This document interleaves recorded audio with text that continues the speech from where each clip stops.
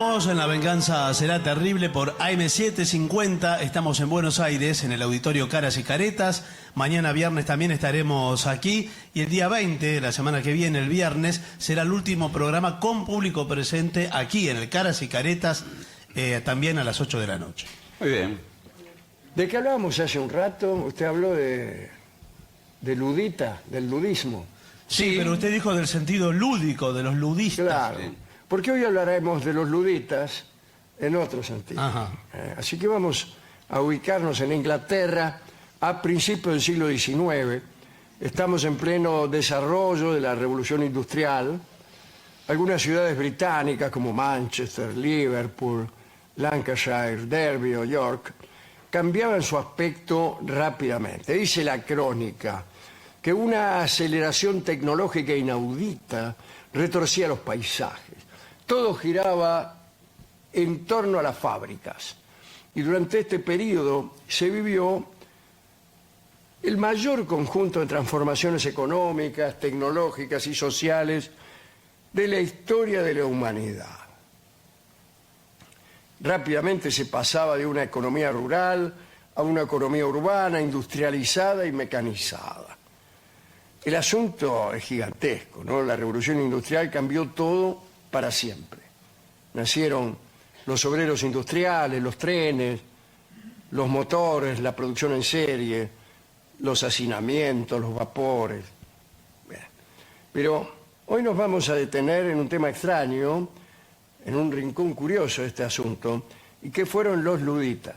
En realidad, los ladits, Claro. en inglés. Decir los laditas, no sé. Suena cómo se raro, ¿no? Pero Por estos tiempos existían decenas de delitos tipificados. Muchos de ellos terminaban en la horca. Lo que quiero decir es que la legislación penal era muy dura. El asesinato, el adulterio, pero también los grandes robos, la blasfemia y hasta la disidencia política podían ser castigados con la muerte.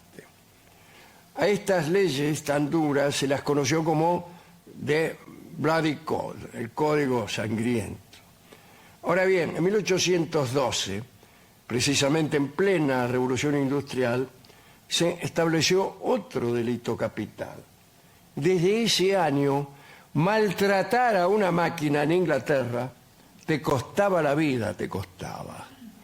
Es que había unos tipos que se hacían llamar ladits y que eran destructores de máquinas. El movimiento lo encabezaron unos artesanos que protestaron contra las nuevas máquinas. ¿Por qué? Bueno, porque destruían el empleo. claro. Los telares, las máquinas de hilar, amenazaban con reemplazar a los artesanos, a veces por trabajadores menos cualificados, que cobraban salarios más bajos, y muchos quedaban sin trabajo. Dicen que el movimiento recibió su nombre, Ladits, a partir de Ned Ladd, un joven que rompió dos telares en 1779, cuyo nombre pasó a ser emblemático. El nombre evolucionó en el imaginario general como Rey Ladd, una especie de figura parecida a la de Robin Hood. La realidad era que los tejedores, violentados por los nuevos modos fabriles, crearon sociedades secretas y organizaban incursiones contra las fábricas. En esas incursiones reventaban máquinas, hacían circular cartas de amenaza, proclamas belicosas que firmaban Ned Ladd. Durante mucho tiempo se los trató de violentos y revoltosos y se los identificó con una tumultuosa horda de campesinos irracionales, pero nada más alejado de la verdad. Los ladits luchaban contra la nueva violencia técnica y contra procesos laborales también nuevos. El 12 de abril de 1811 sucedió el primer ataque resonante. Durante la noche, 350 hombres, mujeres y niños arremetieron contra una fábrica de hilados en Nottinghamshire. y destruyeron un montón de telares a golpes de masa y prendiendo fuego a las instalaciones. La fábrica, que está muy tecnificada, pertenecía a un señor William Cartwright, fabricante de hilados de mala calidad. Otros 70 telares fueron destrozados esa misma noche en otros pueblos de la cercanía. Los incendios se desplazaron luego hacia los condados vecinos de Derby, Lancashire y York, del corazón de la Inglaterra de principios del siglo XIX. La destrucción de máquinas se expandió sin control durante 2 años. Los responsables fueron perseguidos por un ejército de 10.000 soldados al mando del general Thomas Maitland. Un detalle importante, el ejército de Wellington no era tan numeroso. Cuando empezó a hostigar a Napoleón desde Portugal, Wellington tenía menos soldados que los que habían sido asignados a la lucha contra los Ladies. Según algunos, la dificultad para encontrarlos era una muy importante, eran todos. Era toda la población. ¿Quiénes son los Ladies? Todos. El gobierno envió a mercenarios que se comportaron como una fuerza de ocupación y también a soplones, que en verdad no consiguieron nada o casi nada, porque el juramento de silencio de los conjurados tenía más fuerza que todas las presiones que ejercieran los magistrados y las recompensas que les prometían, etc. Maitland y los soldados buscaron desesperadamente a Ned Ladd, su líder. Jamás podrían haberlo encontrado porque Ned Ladd era una leyenda. Y empezaron cartas burlonas, firmadas con nombres raros, Mr. Plush, General Justice, Mr. Pistol. Bueno, algún remitente aclaraba que el sello de correos había sido estampado en los cercanos bosques de Sherwood en alusión a Robin Hood. Quiere decir que los Ladies tenían un sistema de delegados, de correos humanos y de propagandistas. Los hombres de Maitland se vieron obligados a recurrir a espías y poco a poco empezaron a atrapar a algunos. El 27 de febrero de 1812, los Ladies fueron tema de discusión en el Parlamento británico y en realidad nadie en el Parlamento contradijo esto que voy a decir ahora. En realidad estaban todos dispuestos a decretar pena capital para los que pretendían detener la revolución industrial. Lo que dije con tanta torpeza fue que en el Parlamento todo el mundo estaba convencido de que la solución era imponer la pena de muerte a los que atacaran máquinas.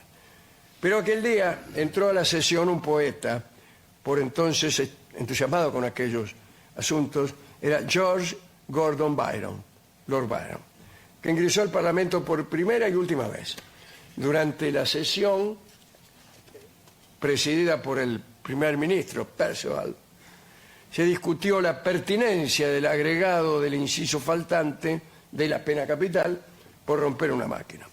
100 lores discutieron contra Byron. El poeta se había dedicado a visitar las zonas sediciosas para tener una idea propia de la situación. El proyecto de ley ya lo había aprobado la Cámara de los Comunes, de pena de muerte. Y el futuro primer ministro, William Lamb, votó a favor de la pena de muerte. Y Byron intentó una defensa admirable de los Ladies.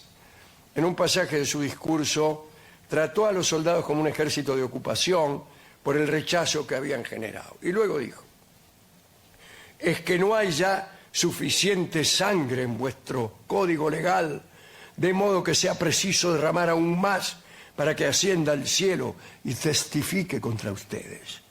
Se colocará una horca en cada pueblo y de cada hombre se hará un espantapájaros. Vais a instaurar la ley marcial. ¿Son estos los remedios para un pueblo hambriento? ¿Creéis que los pobres indigentes que han desafiado a vuestras bayonetas quedarán impresionados por vuestras horcas?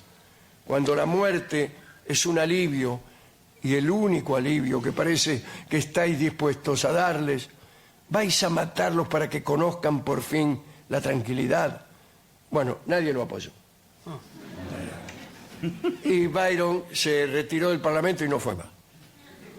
En enero de 1813 colgaron a George Melior, uno de los pocos ladistas que fueron atrapados. Unos pocos meses después se colgó a otros 14 en un mismo día. Nunca se había ejecutado en Inglaterra a tantos al mismo tiempo por cuestiones económicas. Con aquellas ejecuciones el movimiento se terminó. Muchos fueron expulsados a Australia o a Tasmania.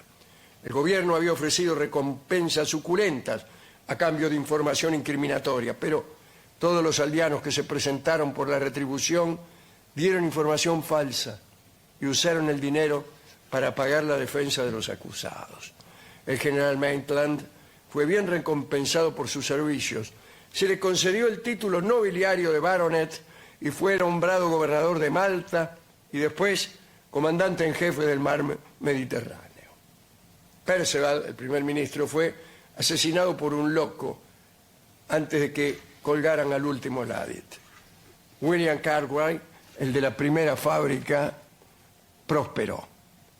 Uno de sus hijos se suicidó nada menos que en el Palacio de Cristal durante la Exposición Mundial de 1851. Pero el ruido de las máquinas en movimiento amortiguó el disparo y lo encontraron mucho más tarde al pibe.